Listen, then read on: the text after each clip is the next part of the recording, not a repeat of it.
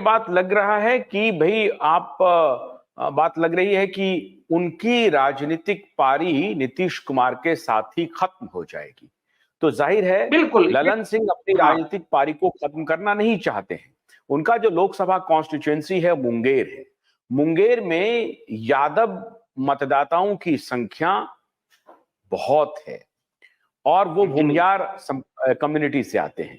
भूमियार और यादव कॉम्बिनेशन को ध्यान में रखते हुए शायद ललन सिंह को ये उनके दिमाग में ये चल रहा है कि अगर हम आरजेडी के नजदीक आ जाते हैं और जेडीयू आरजेडी से हम कुछ विधायकों को जोड़ सकते हैं, जेडीयू के कुछ विधायकों को ला सकते हैं। खबर ये चल रही है कि कुछ विधायक मेंबर ऑफ पार्लियामेंट बनना चाहते हैं, उनको एमपी बनाने के लिए इनमें लाया जा सकता है, इस्तीफा दे सकते हैं वो।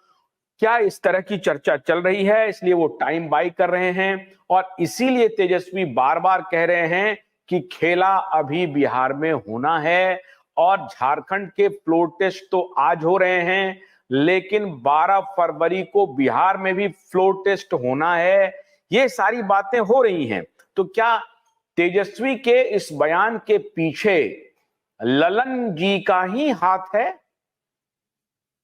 नहीं, इसकी पुष्टि नहीं की जा सकती है, लेकिन एक एक कॉर्नर आप देख सकते हैं। एक बड़ा माने समझिए कि खेल वहां पर छुपा हुआ है।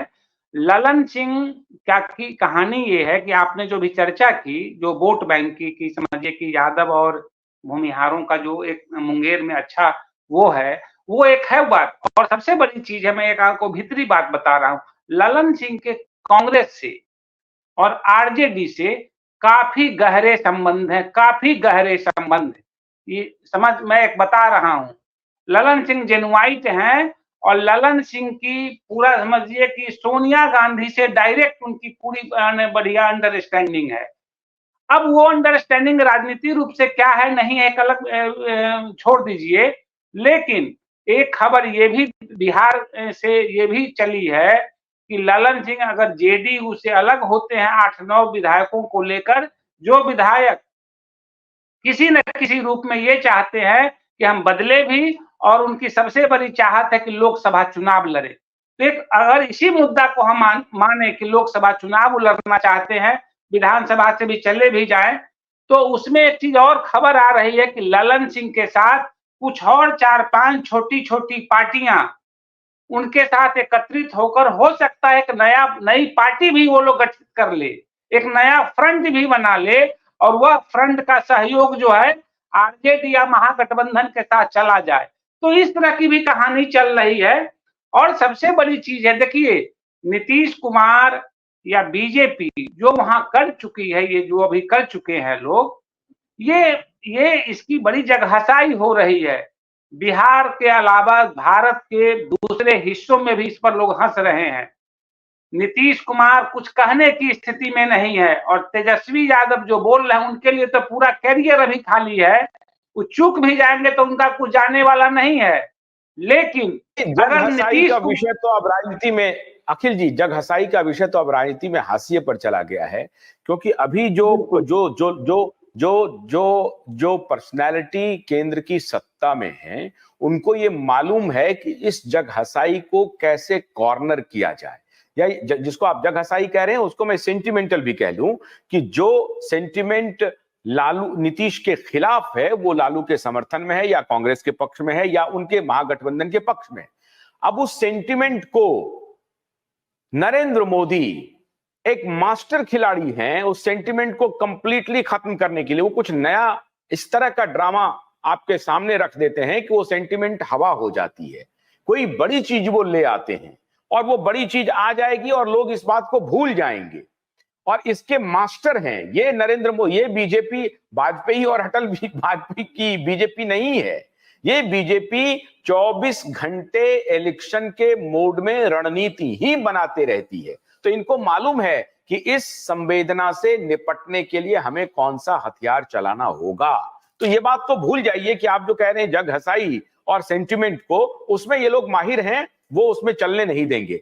मैं सिर्फ आपसे ये जानना चाहता हूं दो टूक शब्दों में, ललन सिंह दोबारा जेडीयू को छोड़ेंगे? हाँ, इसकी संभावना हमें भी लग रही है। जिस तरह से तेजस्वी यादव जो है ये हमेशा इस पर रिजिड हैं कि कुछ हम करेंगे और खेला होगा।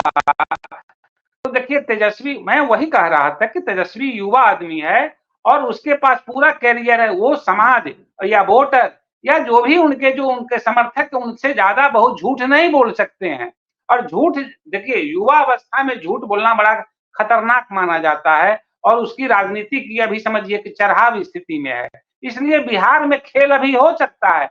मैं वही फिर दोहरा रहा हूं कि ललन सिंह भी एक खेल कर सकते हैं, तेजस्वी यादव खेल कर सकते हैं और उधर बीजेपी भी, जो जिस तरह से कल सम्राट चौधरी का बयान आया है कि हम उनको खिलौना पकड़ा देंगे, वो भी खेल करने के चक्कर में है। और उनके खेल पर वो है कांग्रेस और आरजेडी के निशाने पर जेडीयू और बीजेपी दोनों है। मैं बता रहा हूं, अभी जो खबर आ रही है 6 विधायक बीजेपी के और 7 विधायक जेडीयू के, समझिए कि वो लोकसभा चुनाव में जाना चाह रहे हैं। अब उसमें से कितना टूटते हैं नहीं टूटते हैं मैं नहीं जानता, और उसमें से 2 विधायक जो हैं दिल्ली में घूम रहे हैं। तो ये जो है ना तमाम तरह की चीजें हैं, लेकिन बिहार का जो भी चीज हो, परिणाम अंत में जो भी हो, बिहार में ये सच है कि इस बार जो सत्ता परिवर्तन का खेल हुआ है, नीतीश कुमार की सबसे ज्यादा, भले ही नरेंद्र मोदी प्रधानमंत्री है, नरेंद्र मोदी के लिए जगहसाई कोई बहुत बड़ा विषय नहीं हो, लेकिन नीतीश कुमार के लिए बिहार में समझिए राजनीति करना मुश्किल हो जाएगा। या तो वो राजनीति को अब छोड़ेंगे, त्याग देंगे, नहीं तो बीजेपी वाले के रहमो करम पर कहीं वो भेज दिए जाएंगे, जो भी बनाकर, ये मैं नहीं जानता। लेकिन अखिलेश जी, अभी आपने जो बात कही कि लालू यादव की सोनिया गांधी से बात हुई है और उनका यह कहना है कि देखिए हम व्यूह रचना हम भी रच रहे हैं, उधर की भी नजर है। तो 12 फरवरी को फ्लोर टेस्ट होगा, तो या तो ये जेडीयू के विधायक इस्तीफा दे देंगे तो जो स्ट्रेंथ है वो होकर के घट सकता है। तो उतना स्ट्रेंथ घटाने के लिए अभी बीजेपी के भी विधायक को तोड़ना पड़ेगा और इसकी संभावना बहुत कम लग रही है। अभी कम से कम बीजेपी में इतनी हैसियत नहीं है जो नरेंद्र मोदी के सामने खड़े हो सकें। लेकिन हम एक और आपसे जानना चाह रहे थे कि विजेंद्र यादव जो जेडीयू के हैं, विजेंद्र यादव और ललन सिंह की सलाह पे कहा जाता है, और जिसको कि पब्लिकली नीतीश कुमार ने पिछली बार कहा भी कि भाई आप दोनों की सलाह पर ही हम गए थे आरजेडी के पास, अब आप दोनों आप तय करिए क्या करना है। तो विजेंद्र यादव को अपने साथ रखे हुए हैं, ललन सिंह को कोई मंत्रालय भी नहीं है, ललन सिंह मंत्री बनेंगे भी नहीं। ललन सिंह अभी अब केंद्रीय राजनीति में हैं, सांसद हैं वो, केंद्र में वो मंत्री भी नहीं है। तो ललन सिंह अब हाशिए पर जा रहे हैं। क्या नीतीश कुमार ने ललन सिंह और विजेंद्र यादव को भी तोड़ दिया है? अभी तक तो ये था कि चूंकि 2 सलाहकार, दोनों की जो सलाह थी वो आरजेडी के साथ जाने की थी। तो आपको लगता है कि ललन सिंह अब अकेले पड़े हुए हैं और ललन सिंह इस घटना को भूलेंगे नहीं, ललन सिंह भी अपनी चाल चलेंगे? देखिए विजेंद्र यादव जो है अभी तो मंत्री भी बने हैं जेडी, लेकिन ये है उनके जो पिछला राजनीतिक रिकॉर्ड को देखिए, वो आरजेडी के साथ बहुत ही बेहतर संबंध और लालू जी के बड़े प्रशंसक रहे हैं विजेंद्र यादव। और ये बात अलग है कि बीच बीच में उन दोनों में बहुत तकरार भी हुआ, लेकिन विजेंद्र यादव आज भी लालू यादव के बड़े फैन हैं। मैं ये कह रहा हूं कि कल की राजनीति में विजेंद्र यादव वर्सेस ललन सिंह के बीच में क्या होता है ये मैं नहीं जानता हूं, लेकिन नीतीश कुमार के साथ ललन सिंह के समझिए कि संबंध बहुत बेहतर नहीं है।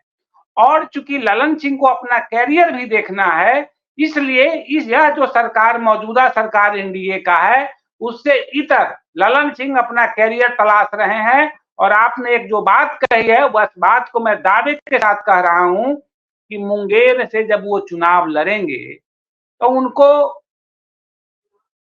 इक्वेशन की जरूरत है। भूमिहार जो भी वोट बैंक वहां के है, भूमिहार और यादव और तमाम दलितों का वोट बैंक चाहिए, वहां मुसलमानों का भी वोट बैंक चाहिए उनको, और यह वोट बैंक उनको आरजेडी के तरफ से ही मिल सकता है। भोलानाथ का ब्रश कटर एक बैटरी से चलने वाली मशीन है जिसका चार्जिंग समय 3.5 घंटे है। इसे हम 6 से 8 घंटे बिना रुके चला सकते हैं। एक बार चार्ज करने पर ये 16,000 स्क्वायर फीट गेहूं, चावल, बजरा, जोवर के खेत काट सकता है, जबकि इसी कार्य को पेट्रोल ब्रश कटर 1,000 रुपए पेट्रोल का खर्चा करता है।